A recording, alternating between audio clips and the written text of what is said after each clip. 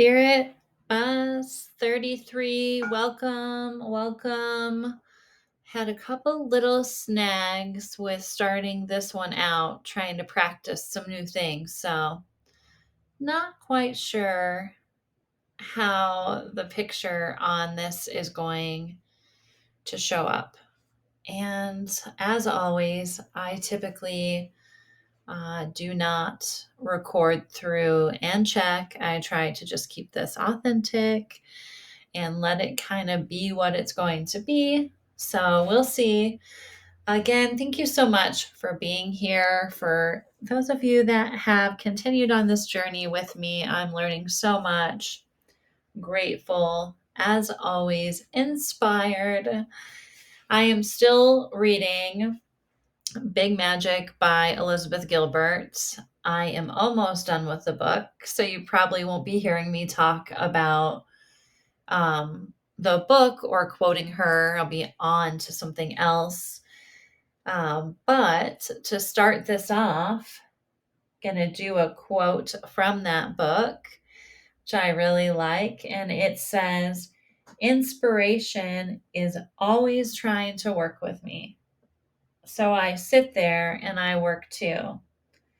That's the deal. I trust it. It trusts me." And I just thought that was very powerful when we're thinking about our relationship with inspiration. And then I also just thought about this kind of little remix here.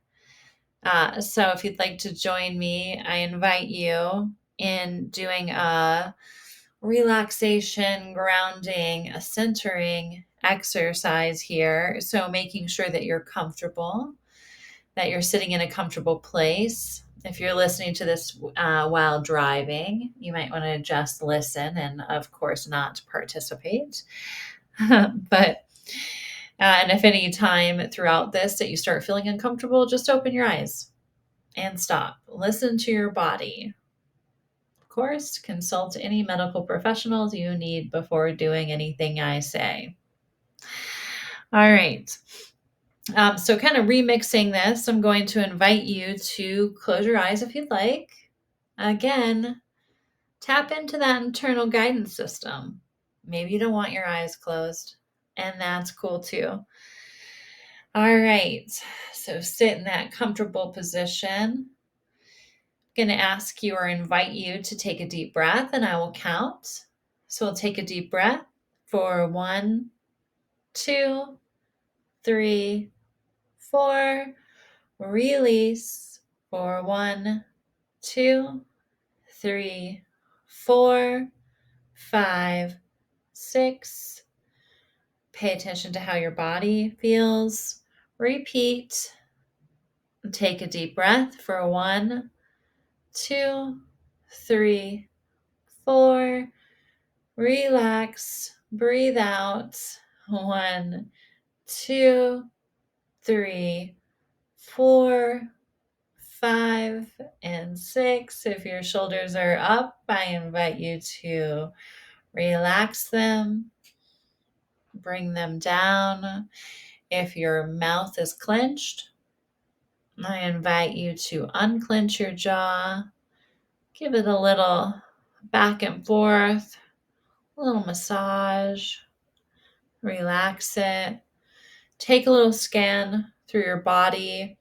If there's any uncomfortableness, invite you to check in on those spaces, readjust. And then I'm going to have you repeat after me. Inspiration is always trying to work with me. I recognize it with ease. I greet inspirations with curiosity and love. I act on inspirations that bring me joy, harmony, and abundance. I trust the process. I am at one with the process. I am at one with myself. Say that last part one more time. I am at one with myself. And just take a moment, breathe, observe. Think about that last one of being at one with yourself. Do another check in. Are you comfortable? What do you need right now? Do you need some water? Being at one with yourself.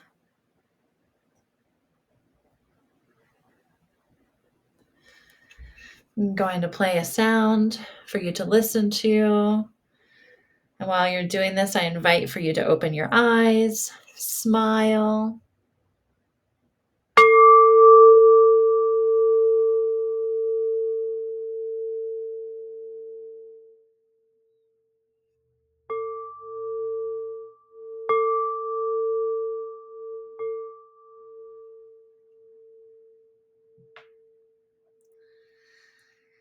All right. Thank you. Thank you for joining me with that. I'm going to listen to it back. I'm curious if that first chime was a little loud, so I apologize if that startled any of us with that heightened startle response that some of us have. So hopefully not. But again, I appreciate, we're all having this earth experience for the first time, we think. I mean, maybe we've been here before a few times, but for this particular version of us, as far as we know, we've been here one time, so I'm doing new things. Maybe you are right now too. So what we did there was just one example of activating the parasympathetic nervous system, and that system is really important. It is our calming system. In for less, out for more. Yoko Ono, a quote from Yoko Ono says, "When people ask me what the most important thing is in life, I answer, just breathe." It is really one of the coping skills that I think is really powerful. Dependent on the circumstance, of course, is that we're not always in a position or circumstance where we can stop and breathe. But sometimes we are. And I know that I've been in very, very difficult situations where my nervous system was extremely activated, and doing the breathing really helped. In fact, doing it with some type of force and sound seemed to even make it more powerful, and so I invite you to use that breathing tool and see if it's helpful to you. Some of the reasons why, we might want to continue to put these tools in our toolboxes is because many of us have, trauma responses that they ignite, sometimes when we are aware that they're going to, and other times they will just come out of nowhere. So you've probably heard about some of the most common descriptions of the flight response, when you're wanting to escape, run, many people, want to move, need to get away. The freeze response, it's kind of described as the deer in the headlights, frozen, fuzzy feeling. Fawn is another popular one discussed about. It's where you're appeasing, chameleon, masking, people pleasing, caretaking. And then when fight, flight, freeze, fawn, when they're not available or they're not working, we can have this dual automatic activation happen, which is our parasympathetic and our sympathetic nervous system at once activating, which leads to this panic, dizzy, nauseous, these somatic symptoms. And then we really need to regulate at that point. Our body is in a state of distress. And so the breathing before will not always help. We have to have lots of tools in our toolbox. And the body keeps the score when we're going into these trauma responses. We can go into a flag response, which is something that's not talked about a ton. And that is our blood pressure could drop, we could feel numb, helpless, and that can move into faint, where we can actually faint, vomit, loss of bowel control. There's many more physical ailments that I didn't mention. This was just like a quick overview of them, but you can see that if a person was in like a state of heightened trauma responses, nervous system activation over and over and over again in their life, and they're like feeling all of this in their body, the body's keeping the score, they're activated, their blood pressure is, impacted, dizzy, panic, these things repeating over and over again, you can see how chronic illnesses can develop over time. So, one of my passions is really, really you know, body, mind, belief system package here of we need an arsenal. We are warriors having this earth experience, and it is wild. And it's not always pleasant. We get to experience all of the emotions. I mean, we need to be warriors here to take care of ourselves. So the breathing is a big one, and that can be done, as we have capacity. Your eyes don't have to be closed. Of course, again, it will not work all the time. You will need other things. And that is the importance of having your own care package ready for yourself. Other things, meditation. There's a lot of different forms of meditation. I invite you to do your own research on which one do you think aligns with your belief system. There are going to be many different opinions throughout that, many different opinions on what type of meditation is the best. What will give you the best results and details, especially if it's tied to a belief system. Regardless of what type of meditating that you're doing, though, is one of my mentors gifted me this practice, which I really love, was lighting a candle every time you meditate and then blowing the candle out after, and it just kind of adding to your practices, this routine that you're developing. And I love this because it just adds that little bit of flow, of for me, it's when I do my yoga and then I sit in this certain position, like the candle meditate, so it just gives it this nice flow art, which really makes me feel more aligned with the practices I'm doing.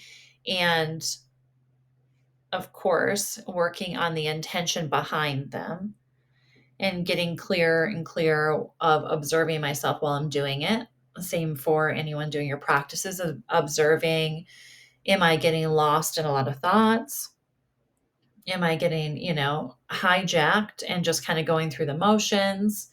What am I experiencing during this? And then also just a little like side note of what I've noticed. This was a while, I think this was some time ago, um, with just doing some research on different candles. And I invite you to do your own research, but I do want to mention it because when I do bring up something and then I have information that I feel to be true and I feel to be good to be passed on, I want to honor that. But by no means is what I'm saying the only truth out there. But I took a little road learning how to make my own candles after I had been also gifted some information that, there's a lot of toxicity in candles, the ones that we kind of buy at the stores. And so I decided to make my own candles, beeswax, soy, essential oils. Essential oils, you can take a whole nother a rabbit hole down. I don't personally use them anymore, but I'm sure there are a lot that are ethically sourced and that are organic and not have chemicals added to them as well.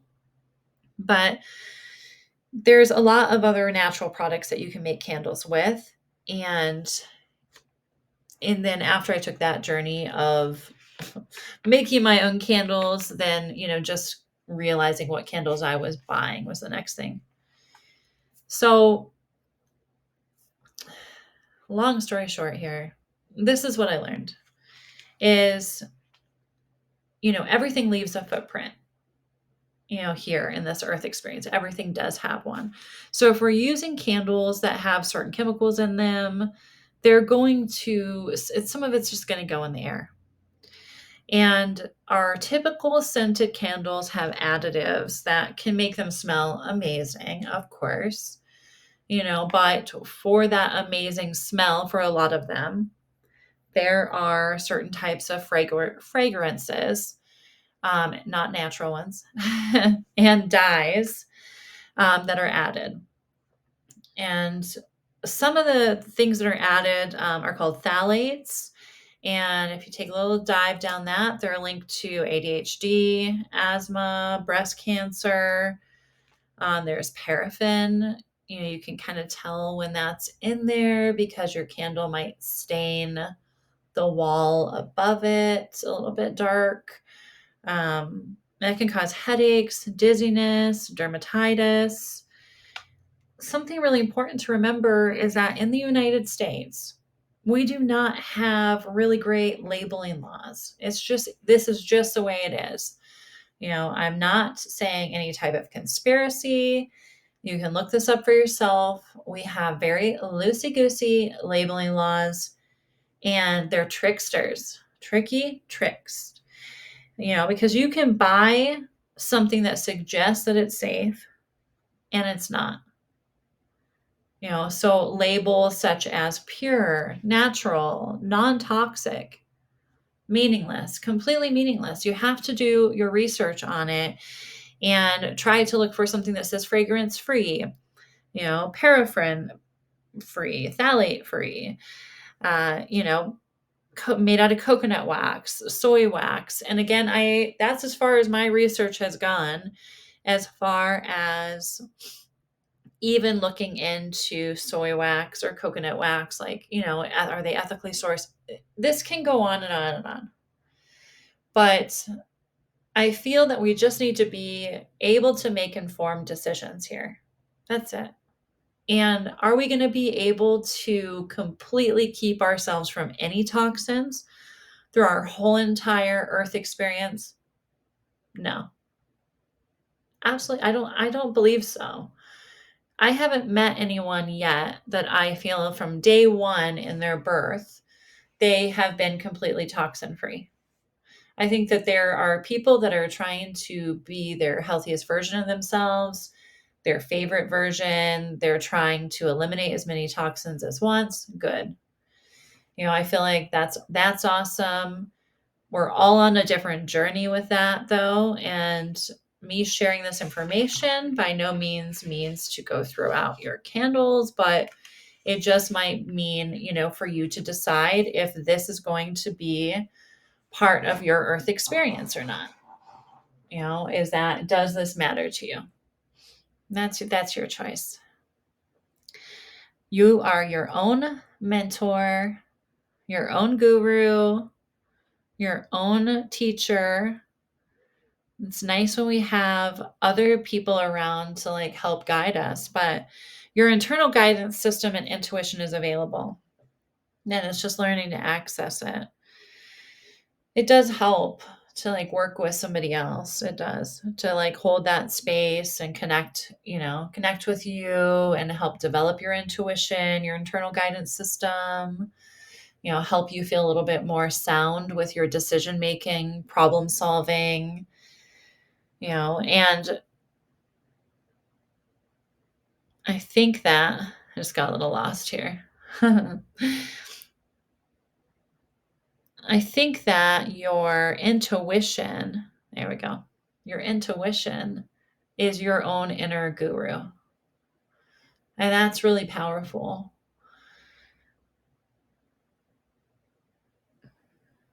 I think, I do believe in gurus. It's not that I don't, I was lost in sometimes I'm like, yeah, I want to try to follow what I wrote down. And then I'm like, but wait, I'm thinking over here. Something else pops up. And I'm trying to be like, do I honor what I prepared or do I honor what's in my head?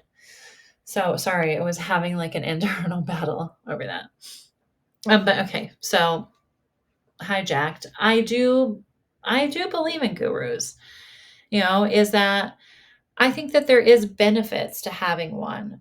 I feel like I have several, and they may not consider themselves gurus, or maybe they do. Um, but there are, I think, some warning signs to look out for. If you're going to have a guru, or if you have someone enter your life and they are a self-proclaimed guru, or they're in the healing arts. I mean, I'm in the healing arts, so by all means, you need to question everything I say and go with your own intuition too. But I think that there is some warning signs that your mentor or guru, whatever the word is, maybe is a little bit living in some type of ego, or maybe has some type of other intent rather than you finding your own inner guru, you finding your own way.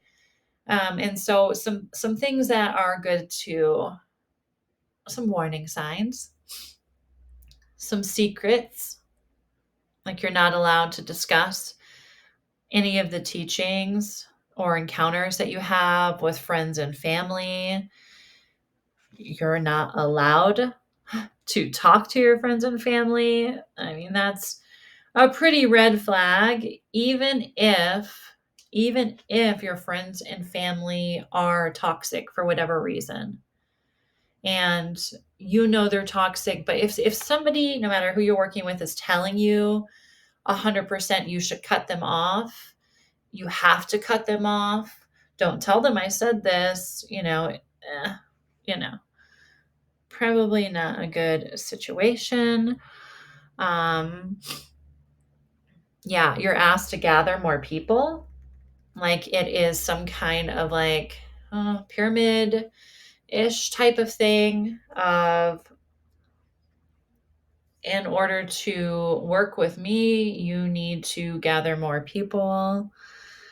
Again, they don't encourage you to check in with your own intuitive process. They are the only holder of the answers, the only one. They are gifted this, and other people do not have the ability. Yeah, they're not teaching you how to find your own inner truth. And they don't practice their own belief system. Is that you're often seeing red flags of them really, really in a harsh way, proclaiming this is the truth, but they live different. And I'm not talking about somebody who is on this healing journey too, and they flub up. They eat some Taco Bell and have a Diet Coke or of sorts, or whatever. Sorry, projection.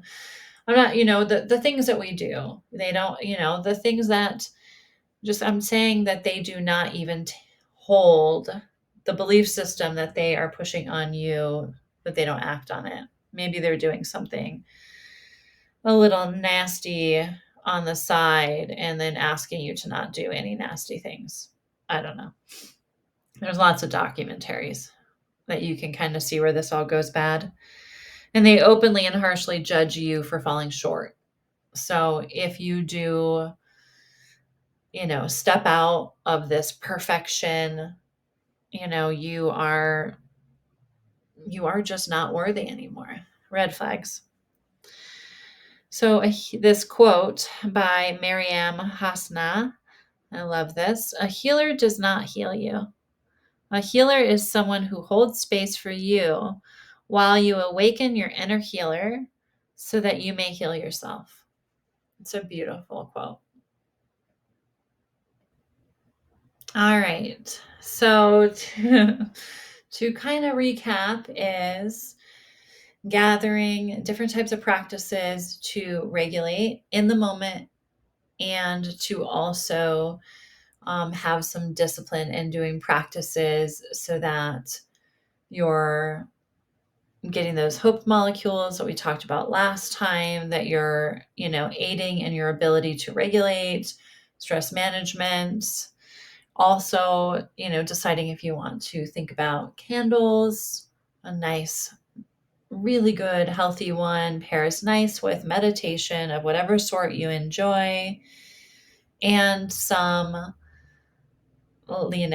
red flags on some culty type of stuff. I think gurus are coming back, just like the 60s and 70s. I think when there is a lot of distress in this world, and I think we can all admit we're living in some fucky times right now, and so I think that there are, people that step forward that really feel their purpose is to help, and and then other people listen to them, and so with that comes, of course, people that can take that on in certain ways. So for whatever that's worth, appreciate this. This is going up early as I am very excited to go out of town and visit my best friend. It's so nice when you have friends that have known you like such a long time. This particular friend has known me for over 20 years. And for some of you, that might be really normal if you have, lived in the same place for a while. But for me, that is just really extraordinary. We have been many different people throughout that journey. And so I'm going to go and spend time with her and her family. There's a powwow going on. And if you haven't been to a powwow, and you feel aligned and respectful but of the energy and space, I do have to say it is one of the most healing experiences that I have had. It's just like an amazing, amazing, beautiful time. Okay. Oh, I forgot to count the cards out before. So 27.